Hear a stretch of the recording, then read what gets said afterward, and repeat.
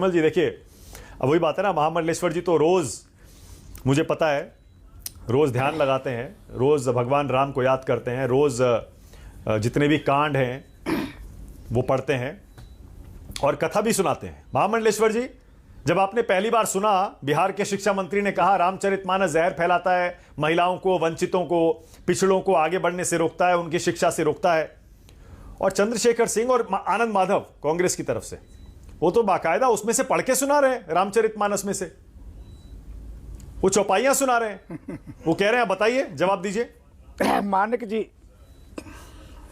जी, रामचरितमानस का सर्वमान्य सिद्धांत है, सिय राम मैं सब जग जानी, करहु प्रणाम जोर जुग पानी।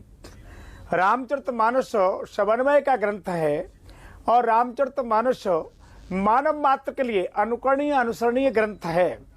जो शब्द उन्होंने कहा है उत्तरकांड में दोहा नंबर 105 की, ये आपकी 5वीं चौपाई है, जो इन्होंने कहा अधम जात में विद्या पाए, भयु यथाय दूध पियाए।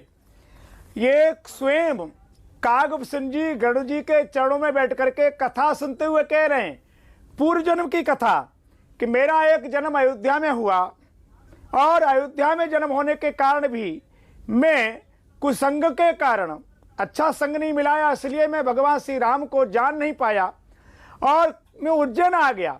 उज्जैन में एक वैदिक ब्राह्मण ने मुझे भगवत भक्ति की पात्रता प्रदान की। एक बार वो मंदिर में पधारे, में जप करता रहा, खड़े होकर के प्रणाम नहीं किया, भगवान से नाराज हो गए मेरे पे, उन्होंने श्राप दे दिया कि जाओ तुम चांडाल पक्षी बन जाओ। वो पूर्व कथा सुनाते हुए कह रहे हैं कि मुझे इस प्रकार का अहंकार हो गया था, रामचरितमानस जातिवाद होता तो भगवान श्री राम खेवट से नौका मांगते, भगवान श्री राम मां सबरी के जूठे बेर खाते। मैं तो समझ में नहीं आ रहा है, राजनीति आप करिए, मना नहीं है, आपका कर्तव्य है, परंतु मैं निवेदन पूर्वक कहना चाहता हूं कि शास्त्र को या तो ठीक से पढ़िए, नहीं पढ़ पा रहे हैं तो कृपा करके आप मत बोलिए। रामचरितमानस जैसा ग्रंथ जिसने समन्वय प्रदान किया, हमारे देश में पंथ के नाम पर, आस्था के नाम पर इतने युद्ध हुए, इतने झगड़े हुए, ये रामचरितमानस ही है जिसने समन्वय प्रदान किया। ऐसे रामचरितमानस पर अंगुली उठाई जा रही है, मुझे दुख भी है और आक्रोश भी है।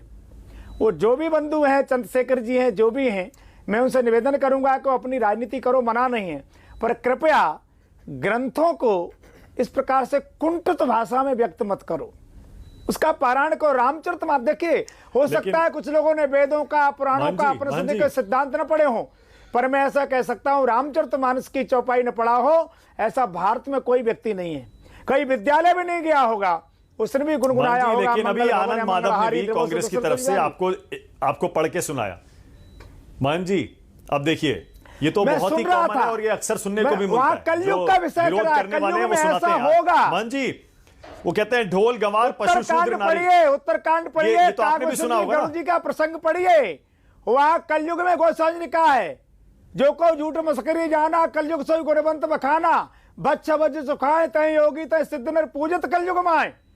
ये कलयुग में लिखा है, सबके लिए लिखा है, किसी जाति के लिए नहीं लिखा है।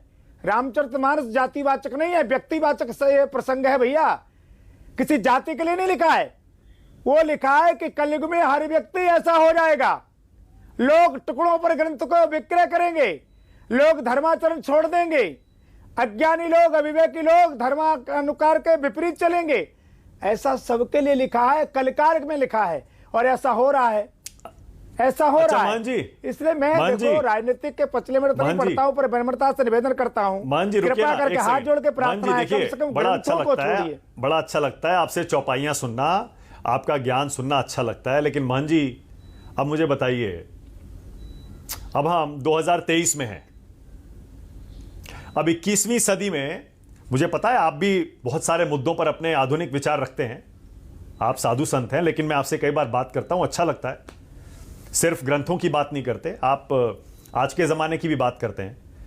क्या पुराने ग्रंथों को पढ़कर, आप खुद कह रहे हैं पढ़िए, उनमें से अच्छी चीज़ें लें और जो चीज़ें पुरानी हो गई उनके बारे में विश्लेषण करना, उनको बुरा कहना, यह गलत कैसे हुआ? नहीं, पहले तो मानक जी ग्रंथ में कुछ ऐसा लिखा ही नहीं जो पुराना कहा जाए। हाँ, हमारी सोच हल्की होगी तो हम क्या कर सकते हैं भैया। ग्रंथों में कुछ कोई समय के लिए नहीं कि आज कुछ होगा कल कुछ और होगा। सत्ययुग त्रेता में लोग कान से सुनते थे, आज कलयुग में भी सुनते हैं भाई साहब। पहले भी आंखों से देखते थे, आज भी देखते हैं। ग्रंथों में कोई ऐसा नहीं। हाँ, ये जरूर लिखा है किस युग में क्या होगा। भागवत जी में भी लिखा है, मानस में भी लिखा है, अन्य ग्रंथों में भी लिखा है, और समाज को जागृत करने के लिए लिखा है। मेरे ग्रंथ, मेरी परंपरा, मैं ब्रह्मता से निवेदन कर रहा हूं, जाति वाचक नहीं है, कर्म वाचक है। कर्म प्रदान विश्व कर राखा, जो जस करे तसफल चाखा। ये इसी मानस की चौपाई है मेरे भाई साहब, ये मानस की चौपाई है।